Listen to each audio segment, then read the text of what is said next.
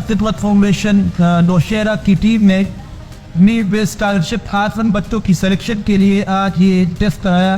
तकरीबन 200 से अबव बच्चों और बच्चियों ने शिरकत की है। तो एक बहुत अच्छा मॉडल अल खिदमत फाउंडेशन ने डेवलप किया। नौशहरा की टीम ने मेरिट की बुनियाद पर बच्चों को सेलेक्ट किया जाएगा। जो जो गुंजाइश डोनर्स की तरफ से हमारे साथ आती रहेंगी, हम मजीद बच्चों को अपने जो हार्टफुल फैमिली सपोर्ट प्रोग्राम है उसमें एनरोल करते जाएंगे। मैं यहाँ नौशहरा और गिर के जितने भी हमारे साहिब इस्तात लोग हैं उनको के सामने ये अपील रखूँगा कि तकरीबन 220 बच्चों की इन्वॉल्वमेंट हुई है। आपका तावन इस क्राइटेरिया के ऊपर किसी बच्चे के लिए एक अच्छी मुस्तकबिल नवीन हो सकती है। आइए ये 3 बच्चों की किफालत के इस बहुत अच्छे प्रोग्राम का हिस्सा बनिए।